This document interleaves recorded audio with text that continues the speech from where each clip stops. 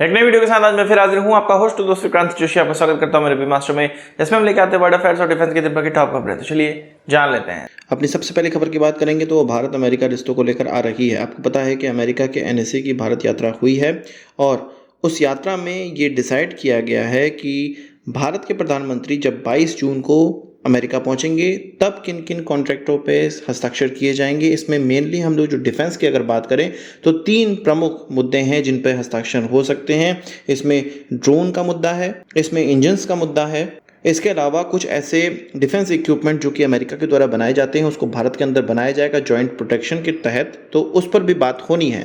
पर ऐसा क्यों हुआ कि अमेरिका को अपने एनएसए को भारत भेजना पड़ा? ऐसा क्या काम था उससे पहले कि अमेरिका के एनएसए भारत की यात्रा कर रहे हैं? असल में हमारे यहाँ जो ब्यूरोक्रेटिक हर्डल्स हैं, किसी भी कॉन्ट्रैक्ट को अंजाम देने के लिए जो कागजी कार्रवाई होती है, जो कागज़ बनाने होते हैं, वो अभी तक फंसे हुए हैं, जिससे कि ये डील साइन होने में दिक्कत आ सकती है। और अमेरिका चाहता है कि भारत के प्रधानमंत्री के इसी विजिट में ये सारी डीलें फाइन कर ली जाएं। इसमें जो सबसे प्रमुख डील है वो ड्रोन्स की है, जो कि MQ-9 रीपर ड्रोन है, आर्म ड्रोन है। भारत उसको लगभग 4-5 सालों से खरीदने का प्रयास कर रहा है पर अभी तक खरीद नहीं पाया है।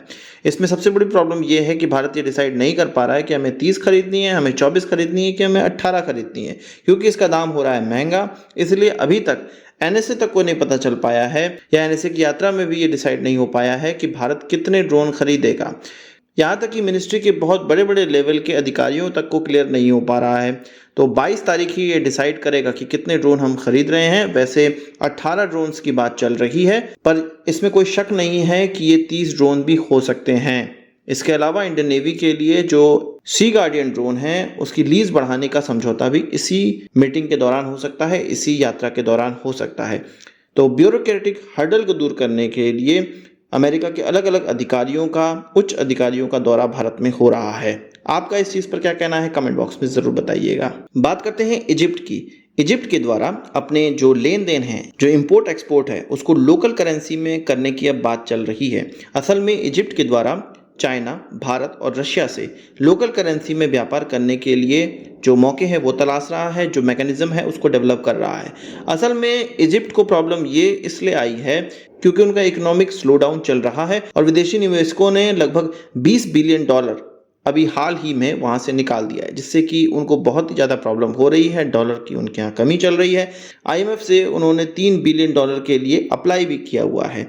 हालांकि हम जानते हैं कि इन्वेस्टर का जो पैसा होता है वो अलग होता है, फॉरेन एक्सचेंज का पैसा अलग होता है, पर फिर भी इजिप्ट को डॉलर से थोड़ी प्रॉब्लम हो रही है। इसलिए वो ये चाह रहा है कि भारत, चीन, रशिया जैसे बड़े देश, जो ब्रिक्स के बड़े देश हैं, उनके साथ लोकल करेंसी में अगर व्यापार होगा तो ये उनकी इकोनॉमी के लिए बेहतर होगा। हम जानते हैं कि इजिप्ट ने ऑलरेडी ब्रिक्स के लिए आवेदन दिया हुआ है। इसके अलावा 19 और कंट्रीज हैं जिन्होंने ब्रिक्स की सदस्यता लेने के लिए आवेदन दिया हुआ है। इसमें UAE है, अर्जेंटीना है, अल्जीरिया है, बहरीन है, इंडोनेशिया है, सऊदी अरेबिया, ईरान, ये सभी देश इसमें शामिल हैं। तो हम चाहेंगे कि इजिप्ट जल्द से जल्द भारत के साथ रुपए में व्यापार स्टार्ट कर दे, क्योंकि अगर भारत का रुपए इजिप्ट में भी चलना स्टार्ट हो जाएगा, व्यापार अच्छा हो जाएगा, तो दूसरे देश भी भारत की लोकल करेंसी में व्यापार करना चाहेंगे, जिस प्रकार से चीन की लोकल करेंसी में व्यापार करना चाह रहे हैं। बात चीन की चली है तो एक आसियान जॉइंट मिलिट्री एक्सरसाइज होनी है, जो कि सितंबर में इंडोनेशिया ने कॉल करी हुई है।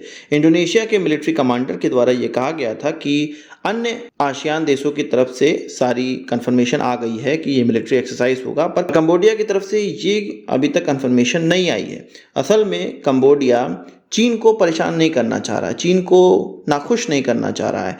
वो इसके लिए एक ग्रुप बनाया हुआ है, एक स्टडी करने के लिए ग्रुप बनाया हुआ है कि इससे क्या क्या प्रॉब्लम आएगी, किन किन देशों से हमारे रिश्ते खराब हो जाएंगे।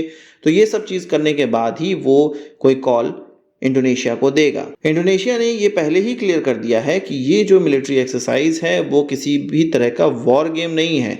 ये एक ऐसी एक्सरसाइज है जिसमें कि एशिया में अगर कोई विपदा आ जाए, या खास करके साउथ एशिया में कोई विपदा आ जाए, तब उसमें मिलजुल के कार्य करने की एक सिनर्जी प्राप्त हो, एक सेंट्रलिटी प्राप्त हो, एक केंद्रीयता प्राप्त हो। इसलिए आसियान मिलिट्री एक्सरसाइज जरूरी है।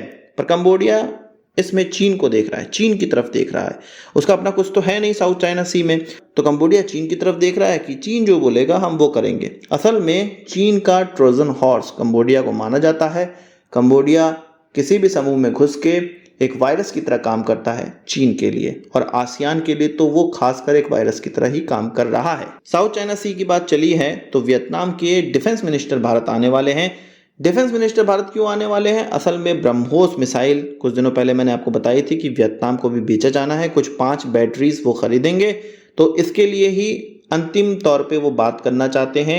ये जो बातचीत है वो अंतिम दौर में चल रही है, जिसके लिए अंतिम नेगोशिएशन चल रहा है। तो इस प्रकार की जो मिनिस्टर की यात्राएं हैं वो होती रहेंगी, आगे भी होंगी, हमारे मिनिस्टर भी वहां जाएंगे, क्योंकि ब्रह्मोस जैसी एक महत्वपूर्ण मिसाइल वियतनाम की तरफ से खरीदी जा रही है। वियतनाम यहाँ पर इसके एयर वेरिएंट और इसके शिप वाले वेरिएंट और लैंड वेरिएंट इन सभी के लिए इच्छुक है। जो भी उसको सौदा अच्छा पटेगा उसको वो लेना चाहेगा। हम जानते हैं कि वियतनाम के अलावा फिलीपींस को भी हम ये मिसाइल बेच चुके हैं। साथ ही साथ आसियान रीजन के बहुत से ऐसे देश हैं जिसमें कि इंडोनेशिया भी शामिल है, वो भारत से इस मिसाइल को लेना चाहता है। समय बताएगा कि किन किन देशों को हम इसको बेच पा रहे हैं। फिलीपींस की बात ही निकलकर सामने आई है तो फिलीपींस में चाइना का एक ट्रेनिंग शिप पहुंचा हुआ है अपने सैकड़ों नए कैडेट्स को लेकर। फिलीपींस को ये बहुत अच्छा नहीं लगा है। इस दौरान फिलीपींस के अधिकारी भी थे और चीन के एम्बेसडर भी थे जो कि फिलीपींस में हैं, पर फिलीपींस के अधिकारियों के द्वारा इस सेरेमनी में कुछ कहा नहीं गया, केवल चाइनीज एम्बेसडर के द्वारा कहा गया। जाहिर सी बात है फिलीपींस इसको अच्छा नहीं मान रहा है, पर कुछ कह भी नहीं पा रहा है। हम जानते हैं कि चीन और फिलीपींस के बीच में रिश्ते अच्छे नहीं चल रहे हैं। फरवरी में ही एक ऐसी घटना हुई थी जिसमें कि चीन की शिप के द्वारा एक लेजर लाइट फिलीपींस के शिप पर मारी गई थी, जिससे कि उनके कई सोल्जर्स को टेम्पोरली ब्लाइंडनेस हो गई थी। और हम जानते हैं कि साउथ चाइना सी में चीन और फिलीपींस के बीच में रिश्ते सही नहीं चल रहे हैं, आपसी कॉन्टेस्ट चलता रहता है। ये फिलीपींस ऐसा पहला देश नहीं है जिसमें ये यात्रा हो रही है। चाइना से पहले अपने इन कैडेट्स को वियतनाम, थाईलैंड और ब्रूनेई की यात्रा करा चुका है। अब चौथा देश फिलीपींस है। 4 देशों की यात्रा अपने कैडेट्स को करवा रहे हैं। बात करते हैं रशिया यूक्रेन युद्ध की। आपको पता है कि रशिया यूक्रेन युद्ध है वो 1 साल से ज़्यादा अब हो चुका है और कई सैनिक, हजारों की संख्या में सैनिक दोनों ही तरफ से मारे गए हैं। जैसे कि यूक्रेन में सैनिकों की कमी पड़ रही है, उसी तरह रशिया में भी कमी पड़ रही है। उनके पार्लियामेंट के लोअर हाउस ने एक बिल को मंजूरी दे दी है। इस बिल में कहा गया है कि जितने भी कन्विक्टेड या दोषी करार दिए हुए लोग हैं जो कि अपने जेल में सजा काट रहे हैं, वो भी अब रशियन फोर्सेस को ज्वाइन कर सकते हैं, उनके साथ एक कॉन्ट्रैक्ट कर सकते हैं। वो फोर्सेस को ज्वाइन करेंगे, बचे रहने पे उनकी जो सजा है उसको माफ़ कर दिया जाएगा। इसमें रेप और मर्डर वाले केसेस नहीं इंक्लूड किए जाएंगे, यानी कि ऐसे लोग जिन्होंने मर्डर या रेप किया हुआ है उनके लिए ये बिल नहीं लागू होता है। इसके अलावा ऐसे दूसरे मुजरिमों को सेना में भर्ती करने के लिए इस बिल को अब लाया जा रहा है। जाहिर सी बात है कि रशिया को सैनिकों की कमी पड़ चुकी है। आपका क्या कहना है इस पे कमेंट बॉक्स में जरूर बताइएगा। तो आज की इस वीडियो के लिए बस इतना ही। आशा करता हूँ कि वीडियो पसंद आया होगा। आपको एक बड़ा थम्स अप जरूर देंगे। इस वीडियो संबंधित सवाल सुझाव हो कमेंट बॉक्स में जरूर लाइएगा, और यदि आपने हमारा चैनल सब्सक्राइब नहीं किया उसे भी कर लीजिए, क्योंकि हम इस प्रकार की वीडियो लाते रहते हैं। नमस्कार, थैंक यू, जय हिंद।